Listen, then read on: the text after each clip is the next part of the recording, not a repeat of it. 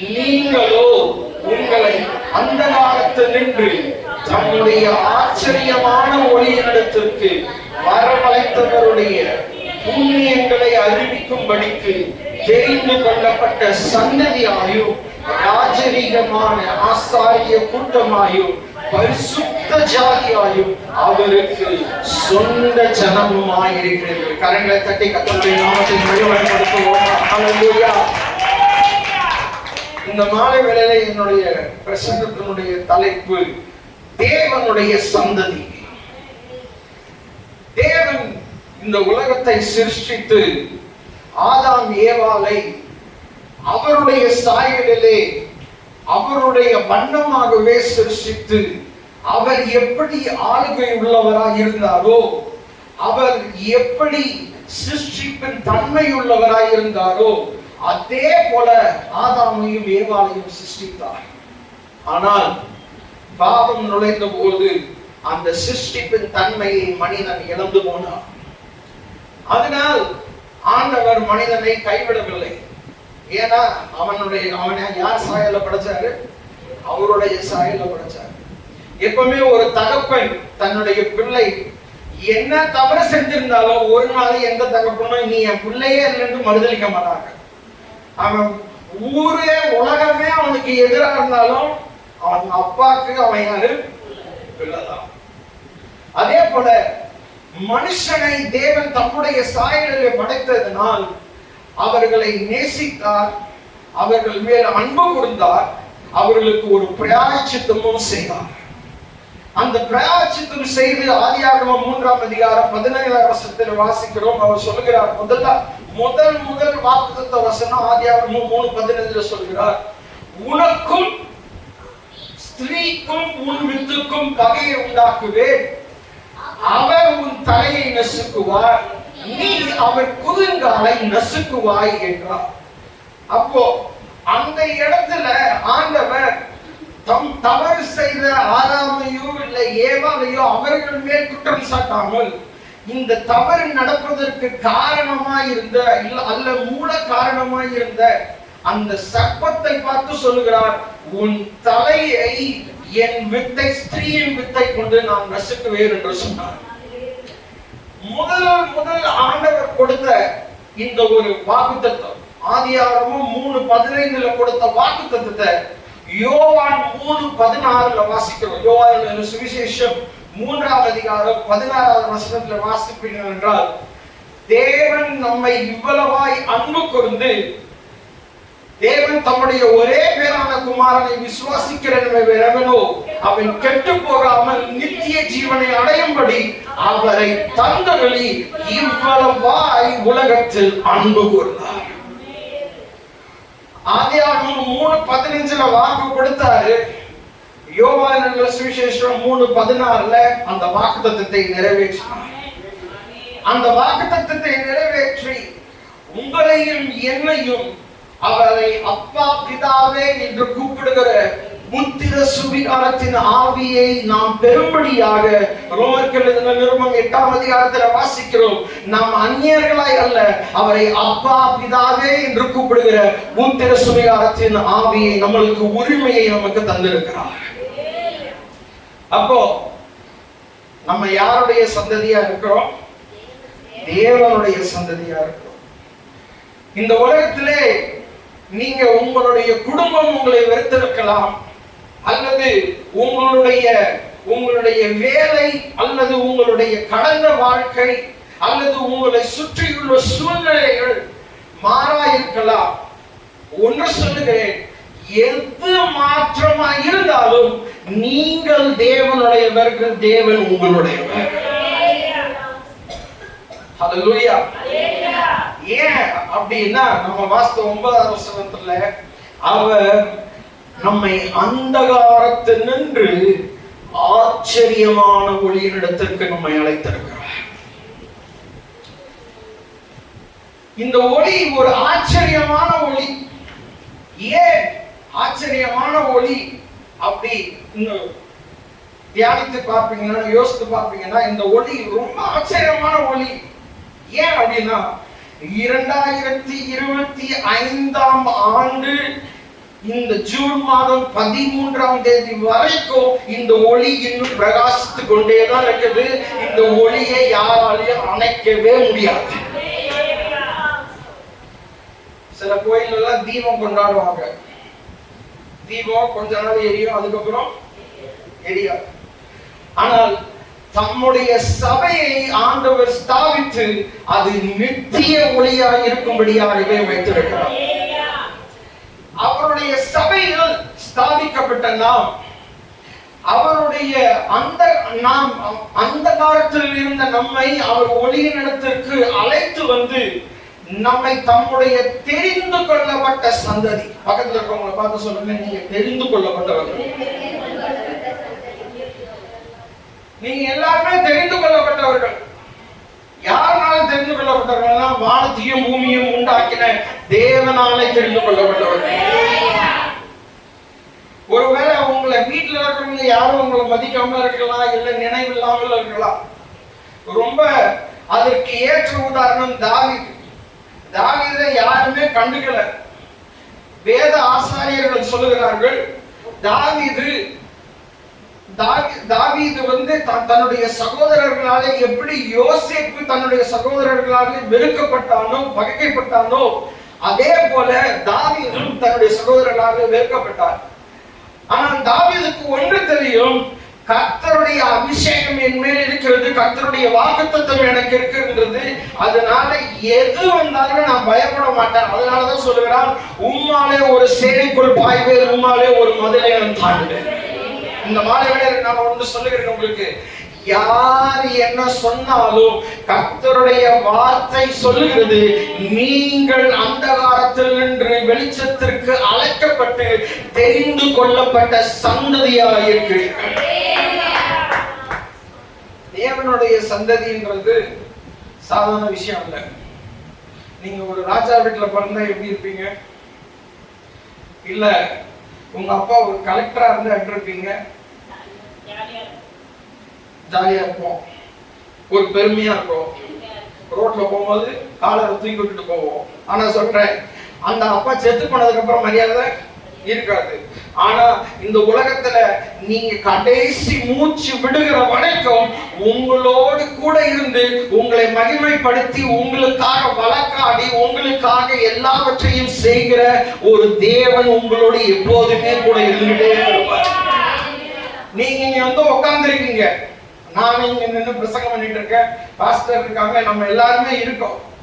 நம்ம இங்க இப்போ உட்கார்ந்து கர்த்தருடைய வார்த்தையை கேட்டுட்டு இருக்கோம். நான் தீர்க்க தரிசனமாக சொல்கிறேன், நீங்க என்னென்ன காரியத்திற்காக ஜெபித்தீர்களோ அதற்காக இந்த நேரத்துல கூட தேவன் தம்முடைய தூதர்களை கொண்டு காரியத்தை நிறைவேற்றிக் கொண்டிருக்கிறார். எல்லாவற்றையும் அவர் செய்ய வல்லமையுள்ளவர். He works behind the scene.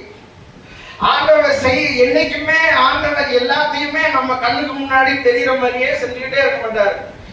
அவர் பின்னால சில காரியங்கள் நம்முடைய வாழ்க்கையில தாமதிக்கும்.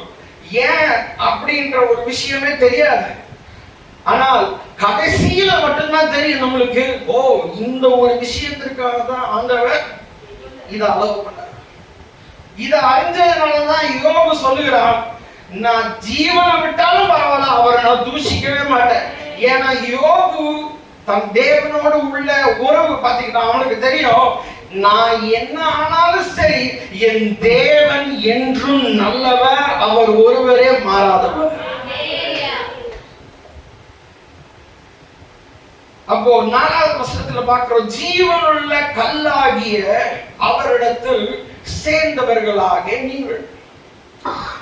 இங்க இருக்கிற ஒவ்வொரு விசுவாசியும் நீங்கள் ஜீவனுள்ள கல்லாகிய அவரிடத்தில். ஜீவனுள்ள கல்லாகிய அவரிடத்தில் அப்படி என்றால், ஜீவனுள்ள கல்லாகிய அவரிடத்தில் என்றால் ஜீவனுள்ள தேவனிடத்தில் உங்களையும் என்னையும் ஆண்டவர் சேர்த்து வைத்திருக்கிறார். நம்ம அவரோட சேர்ந்து இருக்கோம்.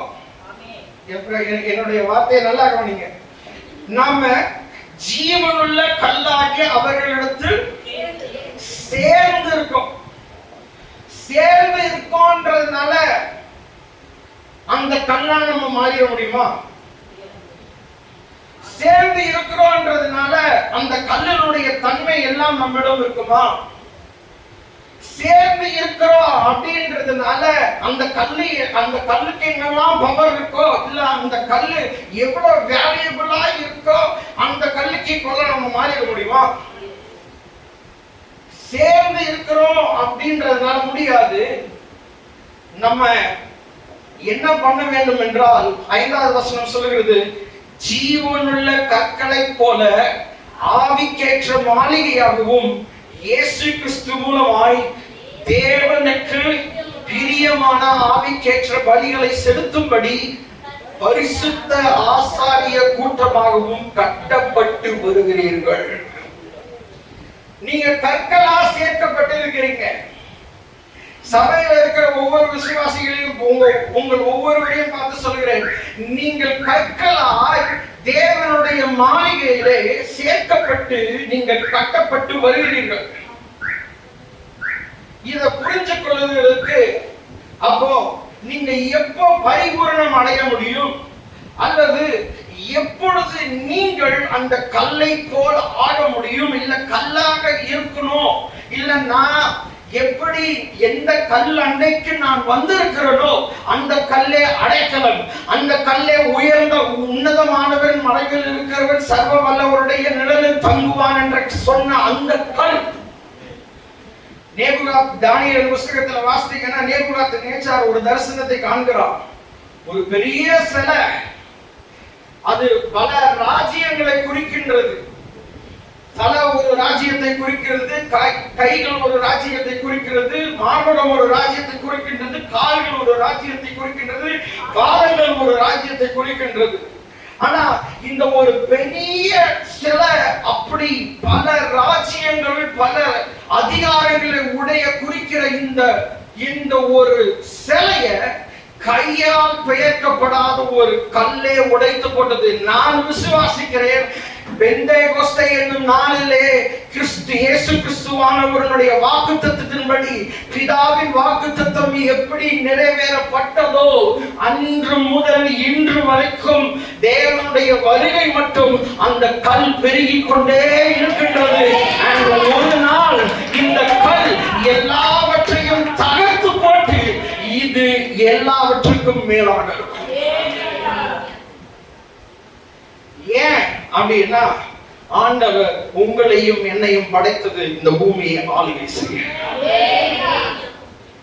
நம்ம ஏன் இப்ப பூமியினால ஆளப்படுகிறோம்னா, ஆதாமியவாளையும் தான் கேட்டோம்.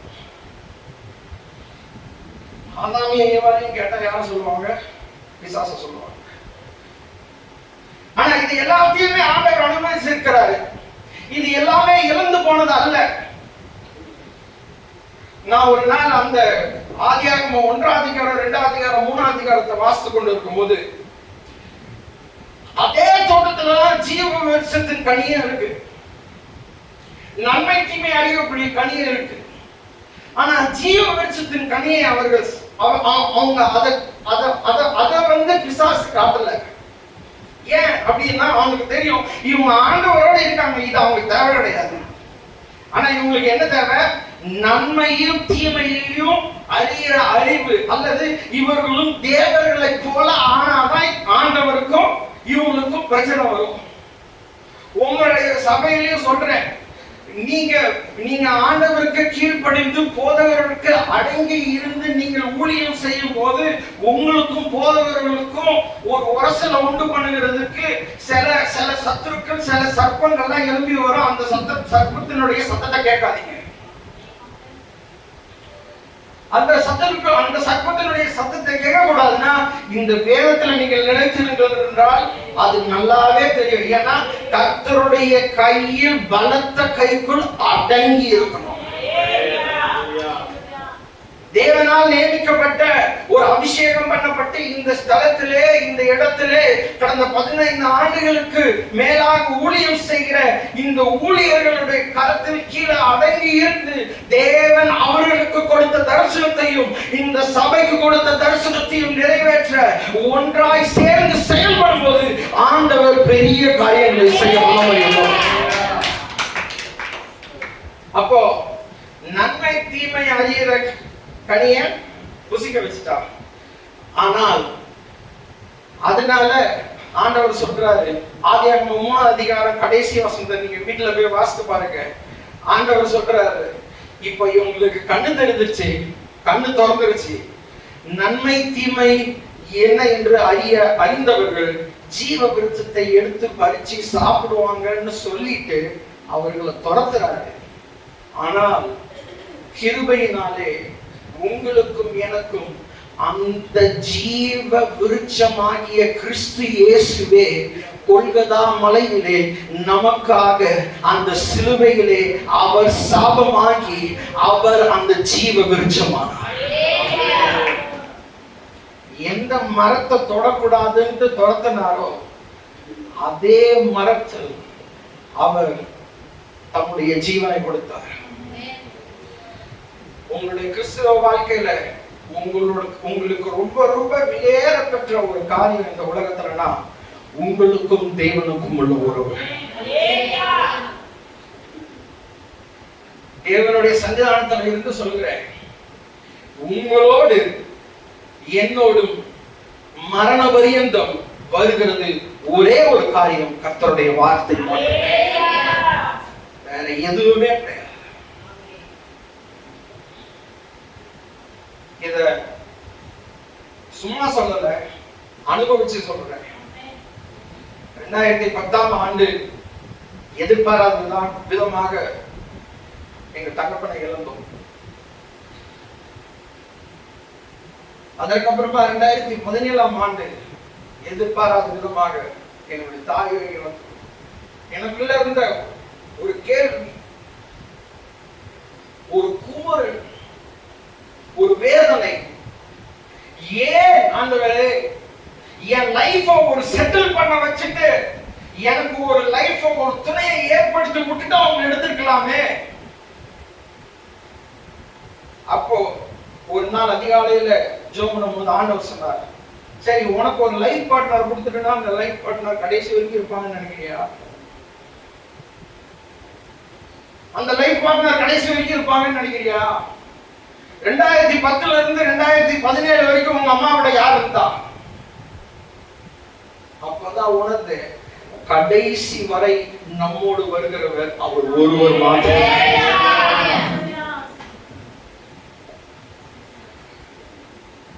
அவரே ஜீவனை தருகிறவர்.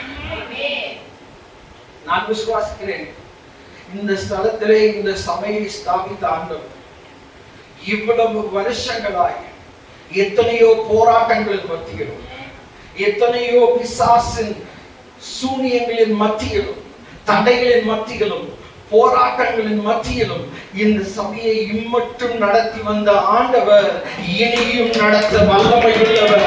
ஏனென்றால் இந்த தேவன் சதா காலமும் நம்மை நடத்துகிற தேவன். அவர் மரண பரியந்தம் நம்மை நடத்துவார். அவர் உண்மை உள்ளவர். ஹல்லேலூயா. அப்போ கற்களாய் நாம் இருக்கின்றோம். யாரா இருக்கோம்? கல்லா இருக்கோம். அநேகர் சொல்லுவாங்க, ஏன் கொரோனாவுக்கு அப்புறம் பாத்தீங்கன்னா நிறைய பேர் சபைக்கே வருகிறது இல்லை. ஏன்னு கேட்டா, நாம தானே தேவனுடைய ஆலயம். என்னது? நாங்கள் தானே தேவனுடைய ஆலயம். எங்க ஆலயத்துக்கு நாங்களே பாஸ்டர். ஆனா கர்த்தருடைய வேதம் அப்படி சொல்லல. நீங்கள் யாரு? நீங்க அவருடைய மாளிகையில் கட்டப்பட்டு வருகிற கற்களா இருக்கிறீர்கள். ஒரு வசனத்தை வாசிப்போம். எபேசியருக்கு எழுதின நிருபம், பவுல் அப்போஸ்தலன் எபேசியருக்கு எழுதின நிருபம் 2ஆம் அதிகாரம் 19ஆம் வசனம், 20ஆம் வசனம், 21ஆம் வசனம். ஆகையால் நீங்கள் இனி அந்நியரும் பரதேசிகளுமாயிராமல் பரிசுத்தவான்களோட ஒரே நகரத்தாரும் தேவனுடைய வீட்டாருமாய் இருந்து அப்போஸ்தல தீர்க்கதரிசிகள் என்பவர்களுடைய அஸ்திபாரத்தின் மேல் கட்டப்பட்டவர்களுமாய் இருக்கிறீர்கள். அதற்கு இயேசு கிறிஸ்து தாமே மூலை கல்லாய் இருக்கிறார். கரங்களை தட்டி தேவனை உயர்த்துவோமா? ஹல்லேலூயா. நீங்க யாரு? நீங்க கல்லு. இந்த கல் அஸ்திவாரமாகிய அப்போஸ்தலர்கள் தீர்க்கதரிசிகள் என்பவர்களுடைய அஸ்திவாரம். அப்போஸ்தலர்கள் தீர்க்கதரிசிகள்னா யாரும் கிடையாது. உங்க பாஸ்டர் தான். அப்போஸ்தலர்கள் தீர்க்கதரிசிகள் வேற யாரும் கிடையாது. உங்க பாஸ்டர் தான். அப்போஸ்தலர்கள்லாம் வேற யாரும் கிடையாது. நீங்க அங்கேயே சொல்றதுக்கு நான் விட மாட்டேன். அப்போஸ்தலர்கள்லாம் வேற யாரும் கிடையாது. உங்களுடைய பாஸ்டர் தான். அப்போஸ்தலர்கள் தீர்க்கதரிசிகள்லாம் வேற யாரும் கிடையாது. உங்க பாஸ்டர்மாவுடைய அவர்களுடைய பிள்ளைகள். அல்லேலூயா. இவர்களுடைய அஸ்திவாரத்தின் மேல் கட்டப்பட்டு நீங்கள் வருகிறீர்கள். நீங்கள் கட்டப்பட்டு வருகிறவர்கள் நாம் உயிருள்ள கற்களாய் இருக்க வேண்டும். உயிருள்ள கற்களாய் இருக்கணும்னா என்ன பண்ணணும்னா ஆத்தும ஆதாயம் செய்யணும். பக்கத்துல இருக்கவங்க பார்த்து சொல்லுங்க, ஆத்தும ஆதாயம் செய்யணும். ஆண்டவர் உங்களை அழைத்திருக்கிறார். நீங்க ரட்சிக்கப்பட்டுட்டீங்க. குட். நீங்க ஆண்டவருடைய அபிஷேகத்தை பெற்றிருக்கீங்க. ஸ்தோத்திரம். நீங்க தசமபாகம் கொடுக்குறீங்க. ஆமென். நீங்க தவறாம சபைக்கு வருகிறீங்க. சரி, எல்லாம் ஸ்தோத்திரம். ஆனால் நீங்கள் ஞானியாக இருக்கிறீர்களா? ஏன்னா கர்த்தருடைய வேதம் சொல்கிறது, ஆத்தும ஆதாயம் செய்கிறவனே ஞானவான். இந்த உலகத்துல எத்தனையோ ஞானவான்கள் இருக்கிறாங்க. ஆனா ஆத்தும ஆதாயம் செய்பவனே ஞானவான். ஆத்தும ஆதாயம் நீங்க செய்யதான் இந்த உலகத்தில் அல்ல, பரலோக ராஜ்யத்திலே உங்களுக்கான பொக்கிஷங்களை நீங்கள் சேர்த்துக் கொண்டே வர முடியும்.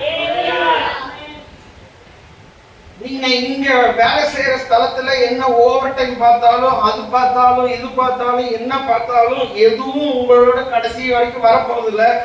நீங்கள் தேவனுக்கென்று சம்பாதித்த ஆத்துமாக்கள் மாத்திரமே உங்களுடைய கூட பரலோகத்திற்கு வரும். உங்களுடைய வேலை ஸ்தலங்கள் எல்லாம் அல்ல. நீங்க நடந்து போறப்போ யாரை சந்திக்கிறீங்களோ அவங்கள பார்த்து ஒரு கேள்வி கேளுங்க, உங்களுக்கு சமாதானம் இருக்கா? உங்களுக்கு நிம்மதி இருக்கா? இந்த உலகத்துல சொல்லுகிறேன், இந்த உலகத்திலே ரொம்ப விலையேற பெற்ற ஒரு பொக்கிஷம். அந்த பொக்கிஷத்தை ஆண்டவர் அல்லது இயேசு தம்முடைய ஜனங்களுக்கு வாக்குத்தத்தமா கொடுத்திருக்கிறார். அது என்ன பொக்கிஷம் சொல்லுங்க பாப்போம். இந்த உலகத்திலே விலையேற பெற்ற பொக்கிஷம், அதுக்கு இணையானது எதுவுமே கிடையாது. அந்த பொக்கிஷத்தை அவர் தம்முடைய ஊழிய நாட்களிலே சொன்னாரு, உங்களுக்கு கொடுக்கிற இந்த பொக்கிஷத்தை இல்ல இந்த சொத்தை கொடுக்கிற. என்னது? வெறும் சமாதானத்தை அல்ல, என்னுடைய சமாதானத்தை உங்களுக்கு தருகிறேன். அல்லேலூயா. இந்த உலகம் கொடுக்கிற சமாதானம் வேற. வெறும் சமாதானம் சொன்னீங்கன்னா அது பல சமாதானத்தை இருக்கும். இப்ப என்கிட்ட வந்து கேட்டீங்கன்னா என் சமாதானத்தை கொடுக்கறேன்னா எனக்கு டெம்பரரியா தான் இருக்கிற சமாதானத்தை தான் நான் என்ன பண்ண முடியும், கொடுக்க முடியும். ஆனா இயேசு அதனாலதான் ரொம்ப தெளிவா சொல்லியிருக்கிறாரு. கர்த்தருடைய வார்த்தையும் சொல்லி அழகா எழுதியிருக்கிறேன், என்னுடைய சமாதானத்தை நான் உங்களுக்கு தருகிறேன். இந்த சமாதானம் அப்படி, இந்த சமாதானத்துடைய விசேஷம் அல்லது இந்த சமாதானத்தை எப்போ நீங்க அனுபவிக்க முடியும்? ஆதியாகமம் 3:15 சமாதானம் இழந்ததினால் ஆண்டவர் ஒரு வாக்குத்தத்தத்தை கொடுத்தார். அந்த வாக்குத்தத்தத்தை ஆண்டவர் நிறைவேற்றினார். வாசிக்கிறோம்.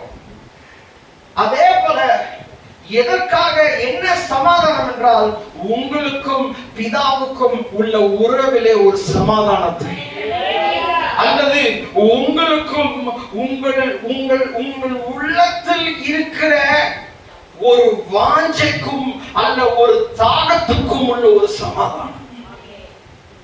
இந்த சமாதானத்தை இயேசுவை தவிர வேற யாருமே கொடுக்க முடியாது.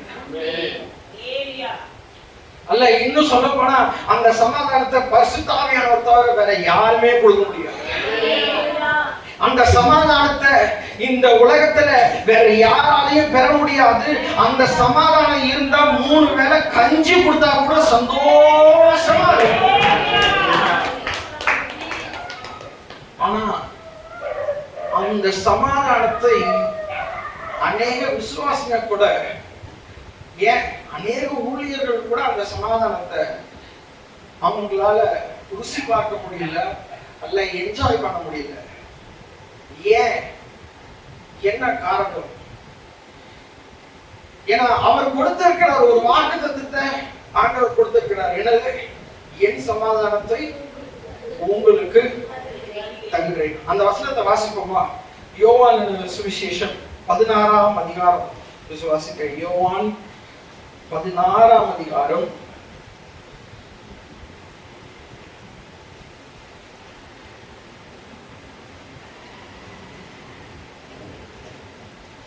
என் சமாதானத்தை உங்களுக்கு தருகிறேன்.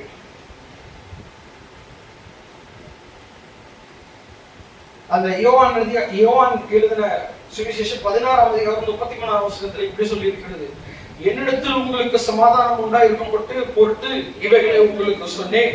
உலகத்தில் உபத்திரவம் உண்டு, ஆனாலும் திடன் கொள்ளுங்கள், நான் உலகத்தை ஜெயித்தேன். அப்போ இயேசுவனுடைய சமாதானம் நமக்குள்ள இருக்கும் போதுதான் நாம் உலகத்தை ஜெயிக்க முடியும். அப்போ இந்த சமாதானம் என்பது மிக மிக முக்கியம். இந்த ராத்திரி வேளையில இந்த 15 ஆண்டுகள் முடிந்து இந்த 16வது ஆண்டு ஆரம்பிக்கிற நுழைகிற இந்த சபைக்கு சொல்கிறேன், சமாதானம் செய்கிறவர்களாய் இருப்பீர்கள் என்றால் இயேசு சொன்னது போல சமாதானம் செய்கிறவர்கள் பாக்கியவான்கள், அவர்கள் தேவனுடைய புத்திரர் எனப்படுவார். இன்னைக்கு இந்த உலகத்துல அல்டிமேட்டான ஒரு தேவை அப்படின்னு கேட்டீங்கன்னா சமாதானம் இல்லாமல் ஜனங்கள் அங்கேயும் இங்கும் அலைந்து திரிகிறார்கள். ஆனா இந்த சமாதானத்தை இயேசு நமக்காக வாக்குத்தத்தமாக கொடுத்திருக்கிறார். இயேசு சிலுவையில் மரிப்பதற்கு முன்பு, அதாவது பிதாவினுடைய சித்தத்தை செய்வதற்கு முன்பே இந்த வாக்குத்தத்தத்தை கொடுத்திருக்கிறார். என்ன வாக்குத்தத்தம்? என்னிடத்தில் உங்களுக்கு சமாதானம் உண்டு. இன்னொரு வசனம் இருக்கு, என் சமாதானத்தை உங்களுக்கு தருகிறேன்.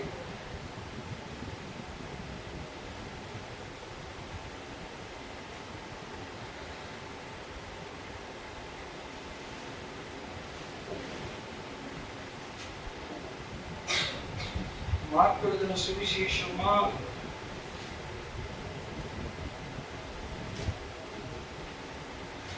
உலகம் கொடுக்கிறபடி அல்ல, என்னுடைய சமாதானத்தை உங்களுக்கு தருகிறேன். அவர் கொடுக்கிற, சரி நீங்க அத போய் கண்டுபிடிச்சு சொல்லுங்க. அவருடைய சமாதானத்தை நம்மளுக்காக வைத்து போகிறேன். என்னுடைய சமாதானத்தை உங்களுக்கு தருகிறேன். உலகம் கொடுக்கிற பிரகாரம் நான் சமாதானத்தை கொடுக்கல, என் சமாதானத்தை நான் உங்களுக்கு கொடுக்கிறேன். அவருக்குள், அதாவது யோவான்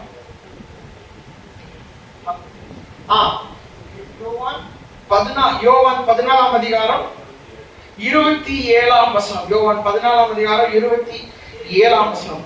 சமாதானத்தை உங்களுக்கு வைத்து போகிறேன், என்னுடைய சமாதானத்தையே உங்களுக்கு கொடுக்கிறேன். உலகம் கொடுக்கிற பிரகாரம் நான் உங்களுக்கு கொடுக்கிறதில்லை. உங்கள் இருதயம் கலங்காமலும் பயப்படாமலும் இருப்பதாக. ஹல்லேலூயா. நீங்க நினைக்கலாம், ஏன் பாஸ்டர் இந்த வசனம் கூட உங்களுக்கு தெரியாதான்ட்டு. இன்னைக்கு மதியானம் தான் எனக்கு இன்ஃபர்மேஷன் வந்துச்சு, நான் சாயங்காலம் பிரசங்கம் பண்ணணும்.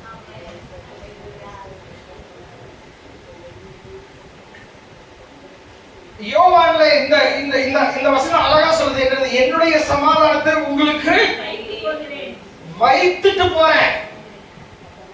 என்ன கொண்டு போறேன்? வச்சுட்டு போறேன். அவர் சொல்லல என் சமாதானத்தை உங்களுக்கு கொடுக்கிறேன்னு சொல்லல. அவர் என்ன பண்றாரு? வச்சிருக்காரு. எத்தனை பேரு இயேசு வைத்த இந்த சமாதானத்தை பெற்றுக் கொண்டிருக்கிறீங்களோ, இல்லை எடுத்திருக்கீங்க? இந்த சமாதானத்தை அனுபவிச்சவங்க இருந்த கை வைத்து ஒரு நிலையை சொல்லுங்க. இப்ப நல்லா சொல்லிட்டீங்கல்ல, இந்த சமாதானம் என்ன சமாதானம் சொல்றேன் அதுக்கப்புறம் பாருங்க. இயேசுவினிடம் இருந்த சமாதானம் எப்படிப்பட்ட சமாதானம் என்றால், பிதா அவருக்கு என்ன திட்டத்தை வைத்திருந்தாரோ அல்லது என்ன சித்தத்தோடு பிதா இயேசுவை அனுப்பினாரோ அதை செய்து முடிக்கக்கூடிய வல்லமையையும் பலத்தையும் ஞானத்தையும் அபிஷேகத்தையும் கொடுக்கிற ஒரு சமாதானம். அப்போ நீங்க ரட்சிக்கப்பட்டு இத்தனை வருஷமா இந்த சபைக்கு வருகிறதுக்கான காரணம் என்ன என்பதை நீங்கள் அறிந்திருந்து அதை செயல்படுத்தி அதை முறைப்படுத்தி அதை பரிசுத்த ஆவியானவரோட அபிஷேகத்தை கொண்டு வல்லமையை கொண்டு செய்திருக்க உங்களுக்கு உதவி செய்கிறதா இந்த சமாதானம். இப்ப சொல்லுங்க, இந்த சமாதானத்தை நீங்க எடுத்து யூஸ் பண்ணிருக்கீங்களா? இந்த சமாதானத்தை எடுத்து யூஸ் பண்ணிருந்தீங்கன்னா இந்த இடம் இப்ப ஃபுல்லா இருக்கும். அவருடைய சமாதானத்தை வைத்துட்டு போயிருக்காரு. என்ன திரும்ப சொல்லுகிறேன், அவருடைய சமாதானத்தை வச்சுட்டு போயிருக்காரு. அது என்ன சமாதானம்னா, பிதா ஒவ்வொருவருக்கு தமக்கு வைத்த திட்டத்தை நிறைவேற்றுகிறதுக்காக அவர் ஆவியில பலம் கொண்டு பரிசுத்த ஆவியானவரால் நிரப்பப்பட்டு பிதாவுடைய திட்டத்தை நிறைவேற்றுகிற வைக்கிறதற்கான சமாதானம். நீங்க பரலோகத்துக்கு தான் போறதுதான் ஆண்டவருடைய திட்டம் அப்படின்னா, நீங்க ரசிக்கப்பட்டவங்க என்ன இருக்கணும்? பரலோகமே என் சொந்தமே. ஆனா அது கிடையாது. ஏன்னா அப்போஸ்தலர் நடவடிக்கைகள் 1:8 வாசிக்கிறோம், நீங்கள் பூமியின் முடிவு பரியந்தம் எனக்கு சாட்சிகளா இருப்பீர்கள். அப்போ சாட்சிகளா இருக்கிறதுக்காக தான் நம்முடைய சமாதானத்தை வைத்து போயிருக்கிறார். ஆனால் அந்த சமாதானத்தை நாம் பயன்படுத்தியிருக்கிறோமா அல்லது அந்த சமாதானத்தை உபயோகப்படுத்துகிறோமா? இவ்வளவு நாள் படுத்தாட்டாலும் பரவாயில்ல, இந்த ராத்திரியிலிருந்து அந்த சமாதானத்தை பயன்படுத்துங்க. ஏன்னா ஒண்ணு சொல்கிறேன், அந்த சமாதானத்திற்கு இணையானது எதுவுமே இன்றைக்கு உலகத்தில் இருக்கிற சகல குழப்பங்கள் எல்லாவற்றுக்கும் தீர்வு இயேசு வச்சிட்டு இருக்க சமாதானம். அதை அவர் சீல் பண்ணி வைக்கல, அதை ஒரு மறைபொருளா இங்கு அடைச்சு வைக்கல. அதை இருக்கு, கண்கள் இருந்தும் காணாதவர்களாயும் கேட்டும் உணராதவர்களுமாய் இருக்கிற ஒரு சந்ததியை போலதான் இன்னைக்குள்ள சந்ததியும் இருக்கு. அப்போ இந்த சமாதானத்தை அவர் வச்சிருக்கிறாரு. இந்த சமாதானத்தை நாம் பெற்றுக்கொள்ள வேண்டும். இந்த சமாதானத்தை பெற்றுக்கொண்ட முதல் இந்த சமாதானத்தை பெற்றுக்கொண்டவர் பவுல் அப்போஸ்தலன். பவுல் அப்போஸ்தலன் இயேசுவினால தெரிந்து கொள்ளப்பட்ட ஒரு சீஷனாய் இல்லாவிட்டாலும் எனக்கு ஒரு யோசனை வந்துச்சு ஒரு நாள். அதாவது இயேசு உயிரோட எழுப்பி எவ்வளவு நாள் பூமியில இருந்தாரு?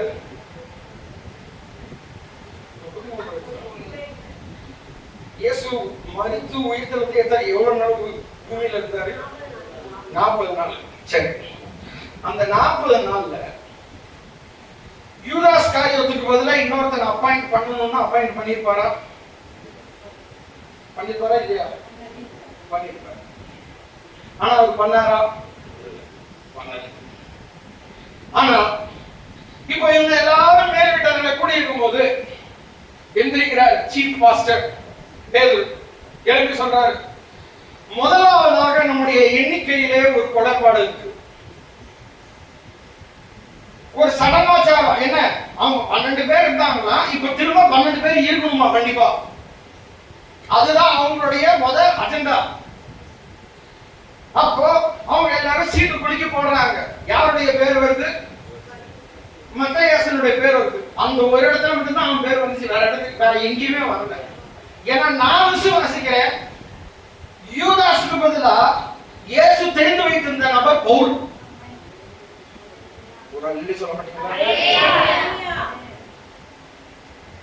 ஏன்னா ஆண்டவருக்கு தெரியும் எதை எப்படி கரெக்டா செய்யணும். அப்போ இந்த பவுல் இந்த சமாதானத்தை அனுபவிக்கிறார். இந்த பவுல் தேவனுடைய கிருபையை அனுபவிக்கிறார். அதனாலதான் சொல்றான், எனக்குள்ள ஒரு முள்ளு இருக்கு, ஆனா அந்த முள்ளு என்ன குத்திக்கிட்டே இருக்கு. அந்த முள்ளை எடுக்க ஆண்டவர்கிட்ட கேட்கிறான். ஆனா ஆண்டவர் சொல்லுகிறாரு, என் கிருபை உனக்கு போதுண்டு. ஆனா அவர் சொல்லுகிற அந்த வசனத்தையும் நான் ஏற்றுக்கொள்ள முடிகிறதுக்கு காரணம் இந்த சமாதானம், இயேசு வைத்து போன சமாதானம் எனக்குள்ள இருக்கிறதுனால அவருடைய வாக்குத்தத்தத்தை நான் கேட்டுக்கொள்கிறேன். நான் சொல்லுகிறேன், தேவனுடைய வார்த்தையில் உள்ள வாக்குத்தத்தங்கள் ஆம் என்றும் ஆமென் என்றுமா இருக்கின்றது. இது எல்லாமே நிறைவேற வேணும்னா கூட அந்த சமாதானம்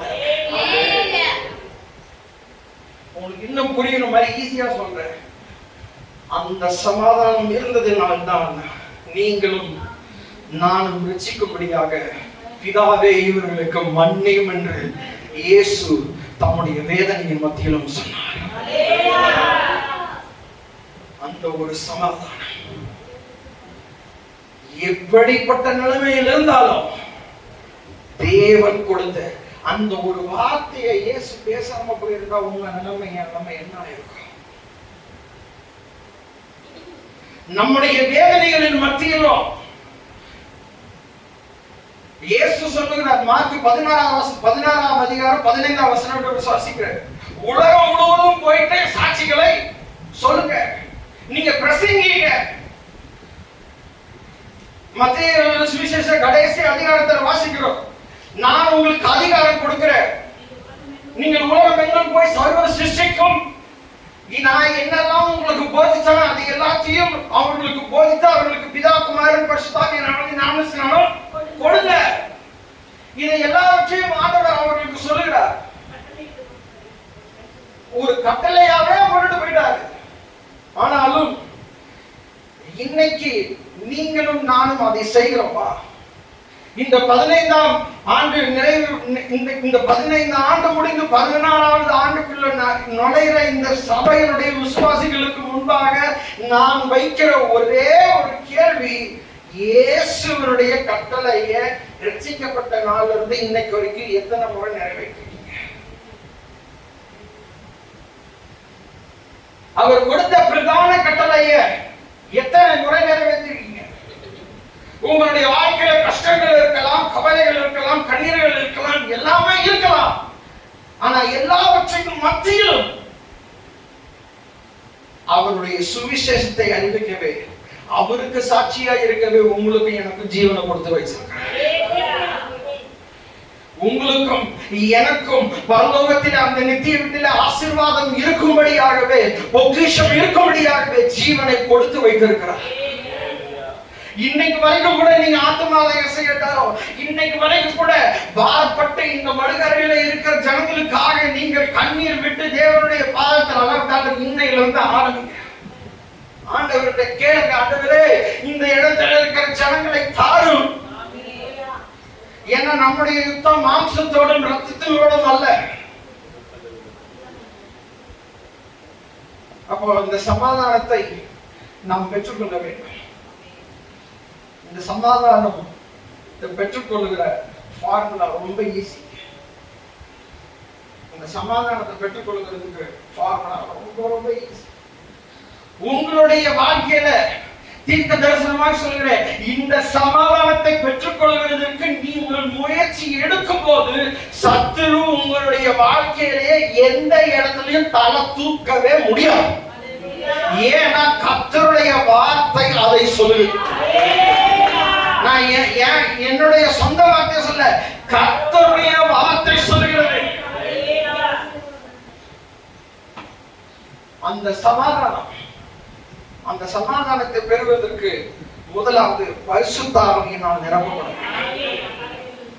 பரிசுத்த ஆவியினால் நிரப்பப்பட்டு இந்த அப்போஸ்தலனாகிய பவுல் 120 பேர் பரிசுத்த ஆவியானவர் மேல இறங்கின அந்த இடத்துல இல்லைங்க. அதற்கப்புறமே எத்தனையோ ஜனங்களை, எத்தனையோ கிறிஸ்தவர்களை, இயேசுவை தொழுது கண்டவர்களை துன்பப்படுத்துகிறவனாவே சுற்றி திரிந்த இந்த பவுலை இயேசுவே நேர சந்திக்கிறார். இயேசுவே அவனை ரட்சிக்கிறார். இயேசுவே அவனை அபிஷேகிக்கிறார். அவனுக்கு ஞானஸ்நானம் கொடுக்கிறார். அவனுக்கு வரங்களை கொடுக்கிறார். கலாத்தியர் நிருபத்துல வாசித்தீங்கன்னா அவன் ரட்சிக்கப்பட்ட உடனே எருசலேமுக்கு போல அவன் அரபு தேசத்துக்கு போகிறான். வேத பண்டிதர்கள் சொல்கிறார்கள் அவன் பழைய ஏற்பாட்டு கற்பனைகள் எல்லாம் அவனுக்கு தெரிஞ்சதுனால பழைய ஏற்பாட்டு காலத்துல ஆண்டவர் எங்க வெளிப்பட்டார், இல்ல ஆண்டவரோடு எங்க ஒரு மனிதன் ஒரு உறவாடினான் என்றால் சீனாய் மலை. அரபு தேசத்துல சீனாய் மலையில போய் உட்கார்றான். சீனாய் மலையில உட்கார்ந்துட்டு நான் உமக்கு வேதனைப்படுத்துகிறேன் சொல்லுகிறேன், அப்ப நீ யார் என்பதை எனக்கு வெளிப்படுத்தும். நான் என்ன செய்யணும்ன்றதை வெளிப்படுத்துங்க. நான் இந்த ஜனங்களுக்கு அல்லது என்னுடைய வாழ்க்கையில ஜீவனை கொடுத்ததற்கும் என்னை நீங்க ரட்சித்ததற்கும் என்னை இப்படி மாற்றுவதற்கும் உள்ள இந்த காரணத்தையும் இந்த நீர் எனக்காக வைத்திருக்கிற திட்டத்தையும் எனக்கு வெளிப்படுத்துங்கள் என்று இந்த பவுல் அந்த இடத்துல ஜெபம் பண்ணியிருப்பான்னு விசுவாசிக்கிறேன். கலாத்தியர் புஸ்தகத்தை நீங்க ஃபுல்லா வாசித்து பார்த்தீங்கன்னா தெரியும். அவன் முதல்ல ரட்சிக்கப்பட்ட உடனே எருசலேமுக்கு போல அவன் அரபு தேசத்துக்கு போகிறான். அரபு தேசத்துல சீனாய் மலையிலே அவனுக்கு ஆண்டவர் பல காரியங்களை வெளிப்படுத்தி இருக்கிறார். பரிசுத்த ஆவியானவராலே நடத்தப்பட்டான். ஒன்று சொல்லுகிறேன், ஒன்று பேதுரு 2ஆம் அதிகாரத்துல 4ஆம் வசனத்துல வாசித்தோம், நீங்கள் ஜீவனுள்ள கல்லாகிய அவரிடத்தில் சேர்ந்தவர்களாகிய நீங்களும் ஜீவ கல்லாகிய கிறிஸ்துவோடு நீங்கள் சேர்ந்திருக்கிறீங்க அப்படின்னு விசுவாசிக்கிறேன். ஆமான்றவங்க அல்லேலூயா சொல்லுவாங்க. ஜீவ கல்லாகிய கிறிஸ்துவோடு சேர்ந்திருக்கிறீங்க அப்படின்னா இந்த சபையோட ரட்சிக்கப்பட்டு இந்த சபையில ஒரு அங்கத்தினரா இருக்கீங்க. தினந்தோறும் வேதத்தை வாசிக்கிறீங்க, ஜெபம் பண்ணிக்கிறீங்க. அப்போ இந்த கல்லோட இருக்கீங்க. இந்த கல்லோடு இருந்தா மட்டும் போதாது. பக்கத்துல இருக்கவங்க சொல்லுங்க, இந்த கல்லோடு இருந்தா மட்டும் போதாது. இந்த கல்லுக்குள்ள என்ன இருக்கோ அது நமக்குள்ள இருக்கணும்.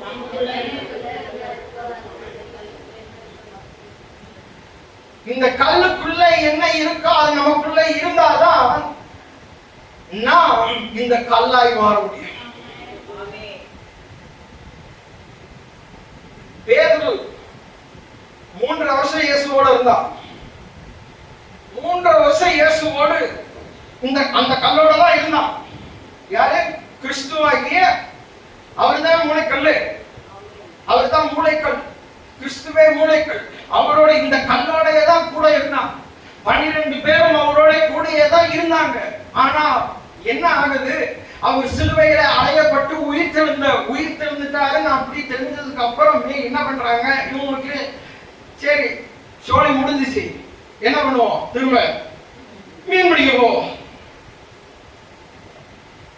மீன் பிடிக்க போயிட்டாங்க. அந்த இடத்துல வாசித்து பாத்தீங்கன்னா இயேசு அவர்கள் மேல் ஊதி பரிசுத்தாவி பெற்றுக் கொள்ளுங்கன்னு சொன்னாரு. இயேசு என்ன பண்ணாரு? ஊதினார். கரெக்டுதானே? ஊதி என்ன பரிசுத்தாவியை பெற்றுக் கொள்ளுங்க. இன்னைக்கு நிறைய பேர் ஊதுறாங்க, அது எதுக்குன்னு தெரியல.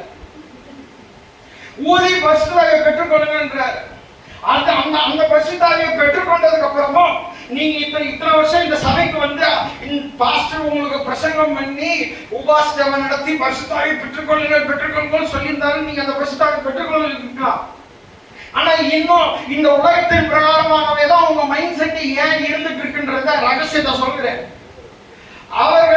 அவங்களுக்கு அந்த ஊதுன பரிசுத்தாவியை பெற்றாங்க. என்ன பண்றாங்க? அடுத்த நாள் காலையில போட் எடுத்துட்டு கிளம்பிட்டாங்க. வலை எடுத்துட்டு மீன் பிடிக்க போவோம். 7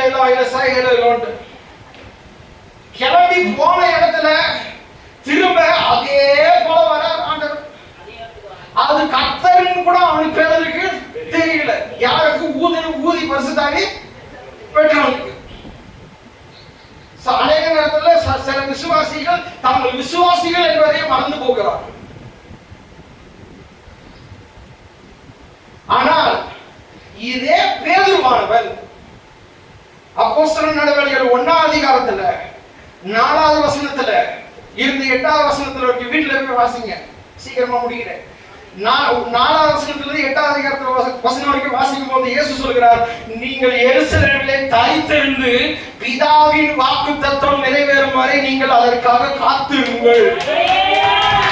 ஒன்று சொல்லுறேன், இன்னைக்கு வரைக்கும் நீங்க இயேசுவுக்காக ஊழியம் செய்யணும்ன்ற தாழ்மை எனக்குள்ள இல்ல பாஸ்டர், இல்ல நான் அதாவது ஜனங்களுக்காக அழிந்து போக ஜனங்களுக்காக நான் பாரப்படுகிறது அல்ல, இல்ல மக்கள் அழிந்து போகிறது இல்ல, சுத்தி நடக்கிற வேதனையான காரியங்களை பார்த்தா அது என்னை பாதிக்க மாட்டேங்குது அப்படின்னா உங்களுக்குள்ள பரிசுத்த ஆவியானவர் இல்ல.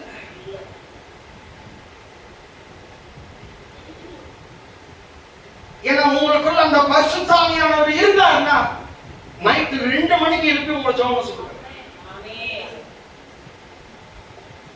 திடீர்னு இந்த நபருக்கு போன் பண்ணி பேசு, எப்படி இருக்கான் என்ன ஏதுன்னு கேளு.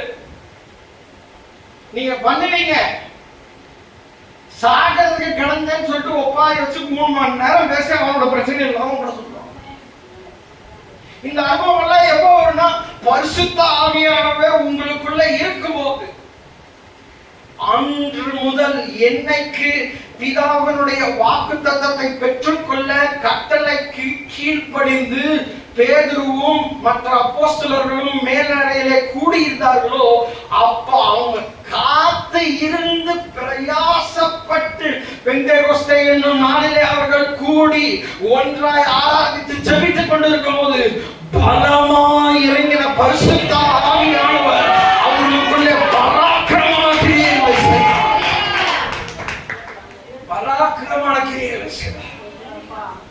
பராக்கிரமமான கிரியைகளை செய்தார். அது மாத்திரமல்ல, பராக்கிரமமான கிரியை செய்த பரிசுத்த ஆவியானவர் இப்போ இயேசு வச்சிட்டு போயிருக்க சமாதானம் என்ன சமாதானத்தை என்பதையும் பவுலுக்கு வெளிப்படுத்துகிறார். இன்னும் அத்தியாயத்தில் முடிச்சிருக்கு. பவுலுக்கு வெளிப்படுத்துகிறார், பேதுருக்கு வெளிப்படுத்தல, பவுலுக்கு வெளிப்படுத்துகிறார். பவுல் ரோமருக்கு நிருபம் 16ஆம் அதிகாரம் 19ஆம் வசனத்துல சொல்லுகிறார், நீங்க எல்லா கட்டளைக்கும் கீழ்ப்படுகிறீங்க, உங்கள் கீழ்ப்படுதல் யாவருக்கும் தெரிய வந்திருக்கிறது, ஆகையால் உங்களை குறித்து சந்தோஷப்படுகிறேன். நான் சொல்றேன், நீங்க எல்லாரும் இன்னைக்கு இந்த சர்ச் அனிவர்சரிக்கு பியூட்டிஃபுல்லா வந்து உட்கார்ந்து இருக்குது, நல்லா இருக்கு, அதற்காக உங்கள் எல்லாருக்கும் வாழ்த்துக்கள். உங்களுக்கு நல்லா தானே சொன்னேன்.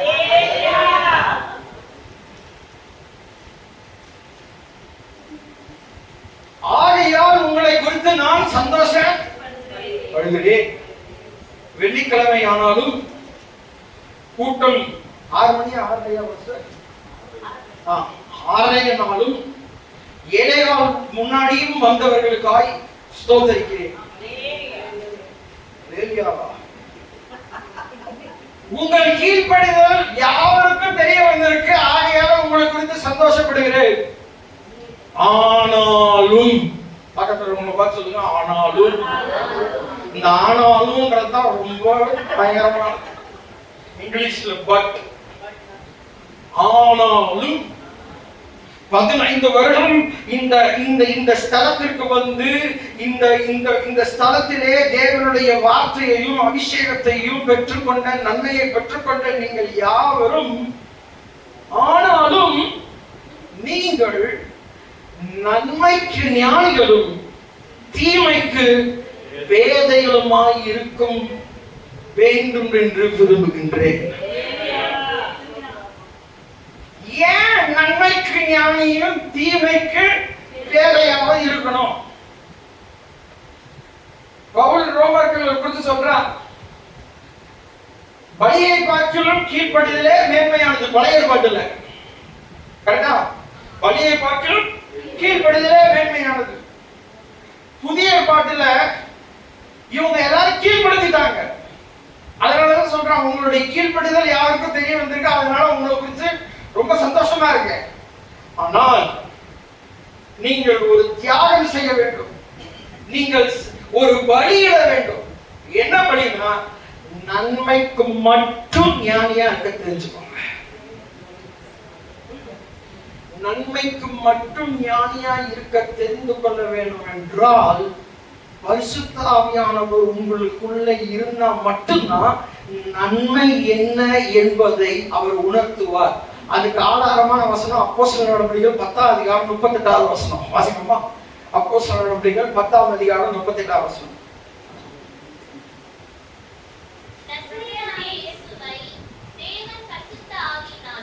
நசரேயனாகிய இயேசுவை தேவன் பரிசுத்த ஆவியினாலும் வல்லமையினாலும் அபிஷேகம் பண்ணினார். தேவன் அவருடனே கூட இருந்தபடியினாலே அவர் எல்லாரும் கரங்கள் தட்டி சொல்லுவோமா? அவர் நன்மை செய்கிறவராயும் பிசாசின் வல்லமையில் அகப்பட்ட யாவரையும் குணமாக்குகிறவராயும் சுற்றி இருக்கிறார். இந்த பரிசுத்த ஆவி எப்போது உங்களுக்குள்ள வருகிறதோ அப்போ இயேசுவுக்குள்ளே எந்த ஆவி கிரியை செய்ததோ அதே ஆவி உங்கள் மூலம் கிரியை செய்யும். உங்கள் மூலம் கிரியை செய்யும் போது உங்களை சுற்றியுள்ள ஜனங்கள் அதை பார்ப்பார்கள். உங்களை சுற்றியுள்ள ஜனங்கள் பார்க்கும் போது அவர்களுக்கு தெரியும் இவர்கள் வேறு ஆவி உடையவர்கள். ஹல்லேலூயா. இன்னும் ஒரே ஒரு காரியம், அப்ப பரிசுத்த ஆவி நமக்குள்ள இருந்தாதான் நன்மை எது தீமை எது என்பதுதான் தெரியும். தேவன் நசரேயனாகிய இயேசுவை தேவன் பரிசுத்த ஆவியினாலும் வல்லமையினாலும் நிரப்பினார். எந்த பேதுரு 3 தடவை மறுதலிச்சானோ அதே பேதுரு இப்பொழுது எல்லா சங்கத்துக்கு முன்பாக ஒரு தைரியமான சொல்கிறான், நீங்கள் சிலுவையில் கொலை செய்த இயேசுவே இவனை இந்த முடவனை சுகமாக்கினார். இன்னைக்கு அநேக பேர் நான் ஒரு கிறிஸ்தவன் அப்படின்னு சொல்றது கூட பயப்படுறாங்க. ஏன் அப்படின்னு கேட்டா கவர்மெண்ட் வேலை கிடையாது. கிறிஸ்தவன் சொல்றதுக்கு கேவலப்படுறாங்க. ஏன்னா அல்லேலியா குரூப் பண்ணுவாங்க. ஒன்று சொல்லுகிறேன், உங்களுக்கும் எனக்காகவும் அவர் நிர்வாணமாய் சிலுவையில் ஒவ்வொரு நாளும் உங்களுடைய தனி ஜெபத்துல அந்த சிலுவையை நோக்கி பாருங்க. அந்த சிலுவையை நோக்கி பார்த்து சொல்லுங்க, அவரு நீர் சிலுவை செஞ்சு முடிச்சிட்டீங்கன்றதுனால அதை விட்டுட்டு ஆகவே ஆகாதுன்னு சொல்ல முடியாது. அவருக்கே அப்படி நேர்ந்தது என்றால் நமக்கு எவ்வளவு? ஒரே பேரான குமாரனுக்கே அப்படிப்பட்ட ஒரு காரியம் தான் நமக்கு எவ்வளவு? ஆனா இவைகளை எல்லாவற்றையும் தாங்கிக் கொள்ள உதவி செய்கிறது யாரு?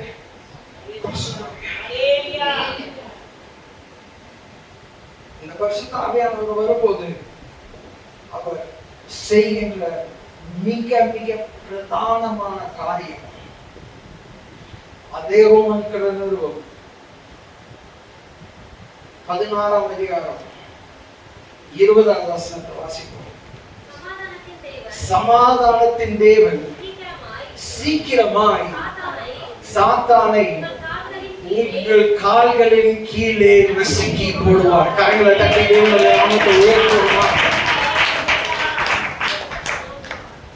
சமாதானத்தின் தேவன் சாத்தானை உங்கள் கால்களின் கீழே நசுக்கி போடுவார்.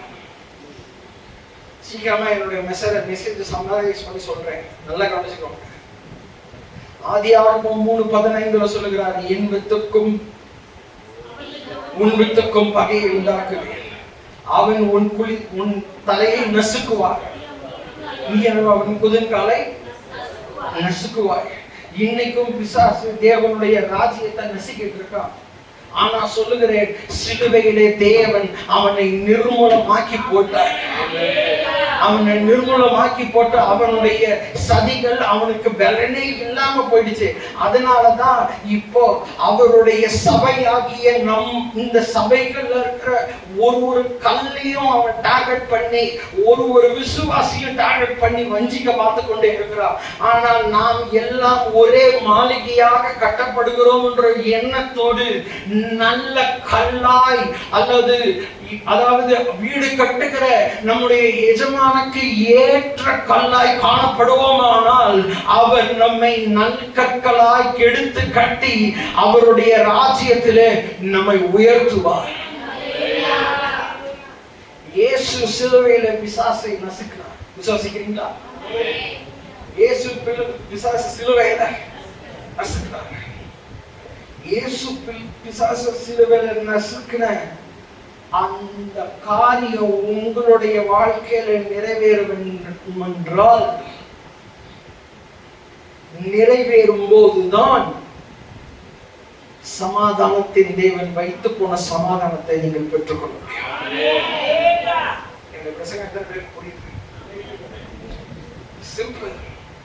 நீங்கள் நன்மைக்கு ஞானிகளும் தீமைக்கு பேதைகளுமாய் இருக்க தெரிந்து கொள்ளும் போது சீக்கிரத்துல ஆண்டவர் பிசாசை உங்கள் கால்களின் கீழே நசுக்குவார். இந்த ரகசியம் அநேகருக்கு தெரிகிறது இல்லை. நம்ம பேதையா இருந்து இந்த சொத்தை தான் விட்டு கொடுக்கணுமா, எனக்கு வர வேண்டிய இந்த காரியத்தை அது எப்படி நியாயப்படி அது எனக்கு தானே ஒண்ணு சொல்கிறேன். இந்த ஆண்டவர் உங்களுக்குன்னு வச்சிருக்கிறது வேற யாராலும் தொடவே முடியாது. ஆண்டவர் உங்களுக்கு நியமித்து வைத்திருக்கிற ஆசீர்வாதத்தை யாராலும் எட்டி கூட பார்க்க முடியாது, தொட்டு கூட பார்க்க முடியாது. எல்லாவற்றிலும் நன்மை செய்கிறவர்களா, நன்மையில மட்டும் ஞானமா இருக்கு. எப்படி பழி வாங்கணும், பழி தீர்த்தல் யாருடையது? நீ இன்னொரு சீக்கிரம் சொல்றேன், உங்களுக்கு எதிராக வருகிறவர்களுக்கு நீங்களே பழி வாங்கிட்டீங்கன்னா ஆண்டவர் கையை கேட்டுட்டு அமைதியா நின்றுவது. அதே இது ஆண்டவரே நான் நன்மைக்கு மட்டும்தான் ஞானியா இருப்பேன், தீமைக்கு பேதையா இருப்பேன் நீங்க விலகிட்டீங்கன்னா அவர் இறங்குவார். அவர் இறங்கினார்னா பட்டயம் எதிரியினுடைய பட்டயத்தையே எடுத்து எதிரினுடைய தலையே வெட்டி சவுல் முன்னாடி கொண்டு வர முடியும். தாவீதுட்ட பட்டயம் இல்லைங்க, வெறும் ஒரு உண்டிகோல் தான் இருந்துச்சு. எல்லாராலையும் ஏளனமாய் பார்க்கப்பட்டான். ஆனா அவனுக்குள்ள ஆவியானவர் இருந்தார், அவனுக்குள்ள அந்த ஒரு அபிஷேகம் இருந்தது. எப்படி இவன் இஸ்ரவேலின் ராணுவங்களின் தேவனை நிந்திக்க முடியும் என்ற ஒரு அபிஷேகம் அவனுக்குள்ள இருந்துச்சு. அந்த அபிஷேகம் எப்படி இருந்துச்சுன்னா தினந்தோறும் தேவனோடு உள்ள உறவுனால. அதனாலதான் சங்கீதம் 1 சொல்லுகிறான், அவன் நீர்க்கால்களில் ஓரமாய் நடப்பட்டு தன் காலத்தில் தன் களியை தந்து இலையுதிராதிருக்கிற மரத்தை போல இருப்பான். அவன் செய்வது எல்லாமே கர்த்தருடைய வேதத்துல பிரியமா இருங்க. இந்த வேளையில சொல்கிறேன், எதை காட்டிலும் இந்த வேதத்துல பிரியமா இருந்து இரவும் பகலும் இந்த வேதத்தை தியானித்துக் கொண்டே இருங்க.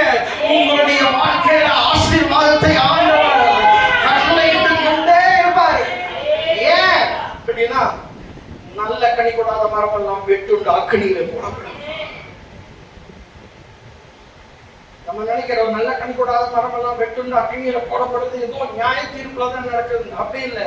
நீங்க ஆண்டவருக்காக நீங்க அழைக்கப்பட்ட அழைப்பை உணர்ந்து கொள்ளாமல் அல்லது புரிந்து கொள்ளாமல் உங்களுடைய வாழ்க்கையை ஒரு செல்ஃபிஷ் லைஃபாவே வாழ்ந்துட்டே இருக்கீங்கன்னா பிரச்சனைக்கு மேல பிரச்சனைக்கு மேல பிரச்சனைக்கு மேல பிரச்சனைக்கு மேல பிரச்சனை வந்துகிட்டே இருக்கும்.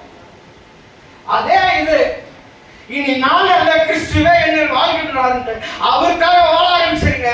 அவர் எல்லாவற்றையும் உங்களுக்காக செய்வார். ஆனால் எப்ப செய்வாரா? சீக்கிரத்தில் சாத்தானை காலின் கீழே செய்வார். அந்த சீக்கிரத்திற்கும் பொறுமைக்கும் பொறுமையை தருவதும் யாரு? ஆவியானவர். 9 ஆவின் கனியில ஒரு கனி என்னது? பொறுமை, நீடிய சாந்தம், பொறுமை, சந்தோஷம், சமாதானம். இந்த சபையில தீர்க்க தரிசனமாய் உரைக்கிறேன். இந்த சபையில இருந்து ஆண்டவர் தேசங்களிலே சமாதானத்தை உண்டு பண்ணுகிறவர். இந்த சபையில இருந்து இன்னைக்கு இந்த ராத்திரி வேளையில இந்த ஜபத்துக்கு வந்திருக்கிற உங்களுடைய வாழ்க்கையில என்னென்ன குழப்பங்கள் இருக்கோ, எதுல சமாதானம் இல்லாமல் அலைந்து திரிகிற மக்கள் உங்களை ஓடி நேரம் வந்து உங்கள்கிட்ட கேட்கும் போது ஒன்னே ஒண்ணு சொல்லுங்க, சமாதானத்தின் தேவன் அவருடைய சமாதானம் வச்சுட்டு போயிருக்காங்க, அதை எடுத்து அனுபவிங்க.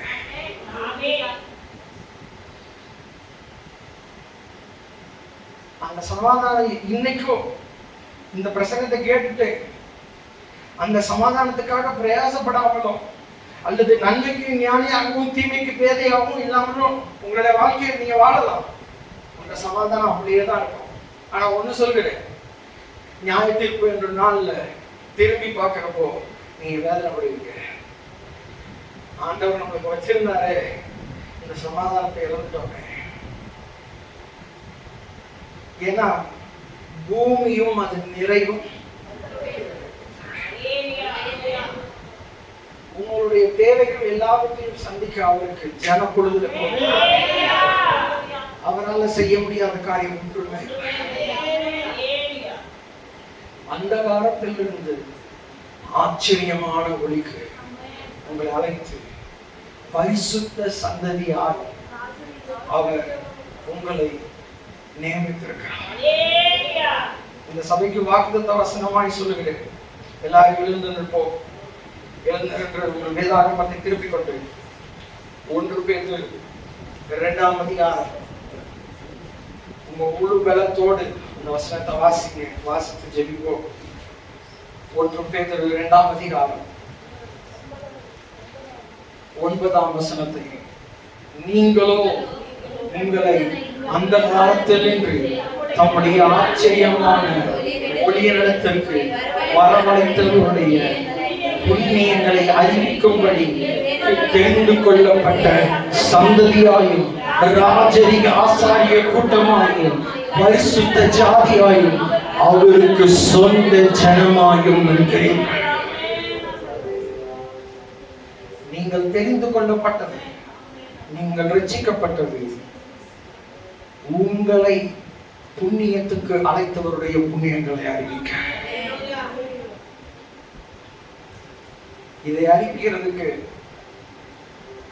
நீங்க முதலாவது உங்களுடைய மனதில் என்னைக்குமே வைத்திருக்கணும், நான் தேவனுடையவன்,